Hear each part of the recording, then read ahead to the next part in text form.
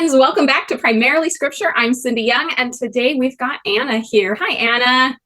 Hi. This is a beginner's guide to scripture study. I help show you how easy it is to study. In fact, it's so easy a kid can do it. I've got free worksheets available on my website. There's a link in the description. And this week we are in Alma, chapters 30 and 31. Anna, do you know what's going on in chapter 30? This guy, Korhor, I think that's how you say it. It is. He's trying to teach people lies and the wrong things about Christ. That's right. And so when Mormon put all these stories together, he put in a bunch of the things that Korihor said that are actually lies and wrong. Why do you think Mormon would include the wrong things in the Book of Mormon? So that we can know what was the right thing and what was the wrong thing and identify which one would help you in life more. Yeah. Because the world does say a lot of things that Korihor did say. They definitely do. One of the study tips that I have shared with you in the past is to look for doctrine, or in other words, look for eternal truth. Well, that's our goal today too, but Korihor didn't teach true doctrine. He taught mostly false doctrine. So, how do we find the truth? That's easy. You can only identify a lie if you know the truth. So, start by looking for the false doctrines. Remember, that's any teaching that is opposite of what the prophets and scriptures teach. And if you have found a false doctrine, then the opposite of it is the true doctrine. The worksheet covers verses 12 through 17. So anybody who's following along, you can go ahead and open up your scriptures or print off those worksheets. And let's look at it. The activity that goes with these helps us to identify the false doctrines, and then let's think about what is actually true. So let's do a couple of them. Do you want to just start at verse 12? And this Antichrist, whose name was Korihor, began to preach that there should be no Christ, saying, O ye that are bound down under a foolish and a vain hope, why do ye yoke yourselves with such foolish things? Why do ye look for a Christ? Okay, so let's look at that. What are the false things that he taught in those verses? Commandments limit you. Yeah, he said, why are you worried about these things? Oh, you're bound down, like it's tying you down. Do you feel like the commandments tie you down?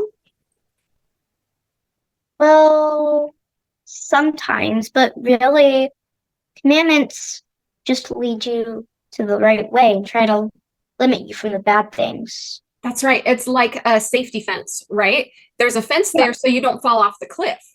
And when people go, oh, I can't believe there's a fence there. What if I wanted to go over there? Well, skydive. Good idea. Okay, so on the worksheet, commandments limit you is the false teaching. We can fill that in. And then there's a space here that we can write in the truth. And you said, what did you say the truth is? Commandments lead you to the right. I love that. Okay, let's keep going. And I'm going to change to a different color of pen. That way my worksheet is very colorful because I love to do that.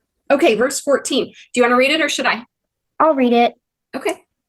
Behold, these things which ye call prophecies, which ye say are handed down by holy prophets, behold, they are foolish traditions of your fathers. What is the lie that he's trying to tell us there? Prophecies are old and kind of like outdated or something. That's the lie. What is the truth? Prophecies never get old, really. They happen over time. They don't happen right away. I love the way you said that. Prophecies never get old. There are things that have been prophesied for thousands and thousands of years, and it hasn't even happened yet. We're still waiting on it. It's not an old-fashioned prophecy. It was said a long time ago, but we're still waiting for it to happen, and it is still true. We've seen a lot of prophecies that have happened. They've come true, right? Yeah.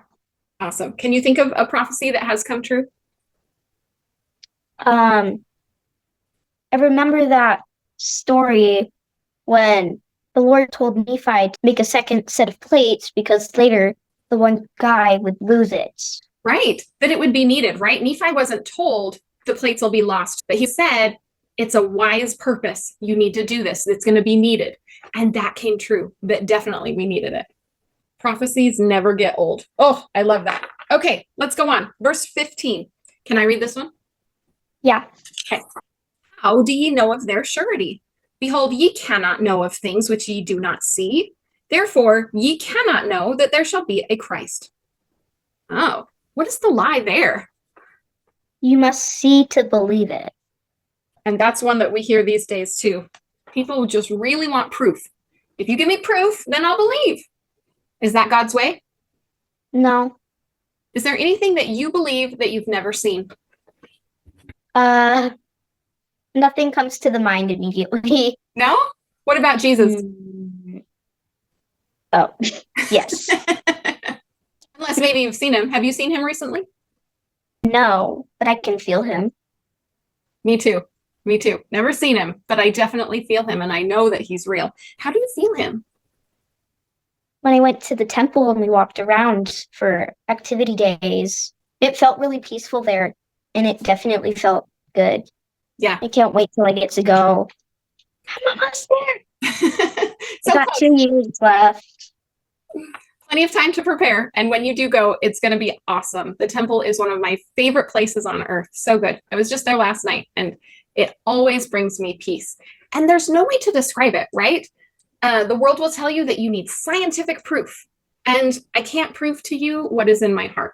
But guess what? I can't scientifically prove that I love my kids, and I can't scientifically prove that I love popsicles, and I can't scientifically prove a lot of things, but it's still true. And Jesus is real, even though Korihor says he's not. He really is real. All right.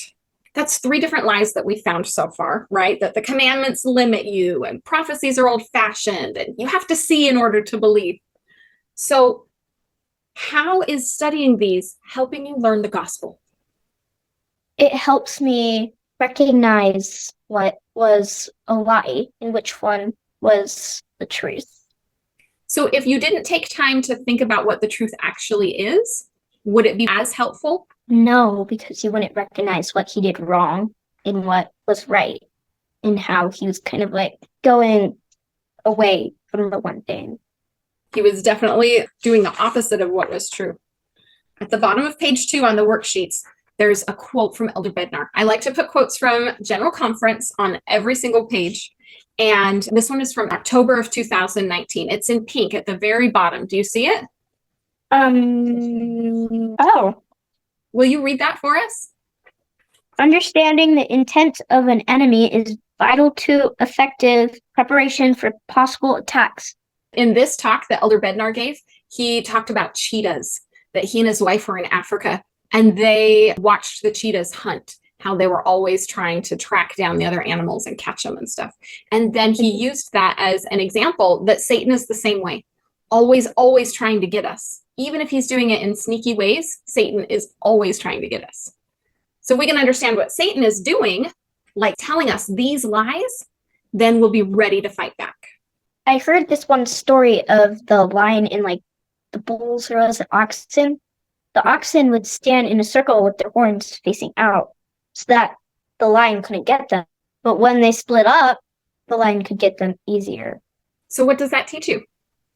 If you stick together, you will survive from Satan spiritually, because he's constantly trying to get us. But if we depart from the spirit, we don't feel it as strong, we'll let our guard down and he'll get to us. That's right. And now it's time for a scripture study tip from Anna. All right. So what else do you do when you read the scriptures? Is there anything that you do? Whenever I have family home evening on Mondays with my family, I like to take my scripture crayons and underline the stuff about the lesson that we're learning. Marking scriptures is one of my favorite things to do. Favorite, because it helps me stay focused. My mind will just kind of wander. If I read without marking it, then I don't remember nearly as well. But when I mark it, then I have something to go back to. My last family home evening is about being tools or instruments in the Lord's hands. And I did that one in orange. And I have red, yellow, blue, green, and purple crayons. And I use them for different lessons. Oh, so then it's like color coded. So you know if it's orange, then it's all about this lesson that we did as a family. Yeah. That's fantastic. Well, I love sharing tips with people so that they can see how easy it is to read scriptures. Maybe you can come back another time. I hope so. All right. You guys, remember there are so many ways to study the gospel, but whatever other resources you use, be sure that your primary resource is the scriptures. There are messages for you in there, but you have to go read in order to find them. I'll see you guys next time. Bye. Bye, Anna. Bye.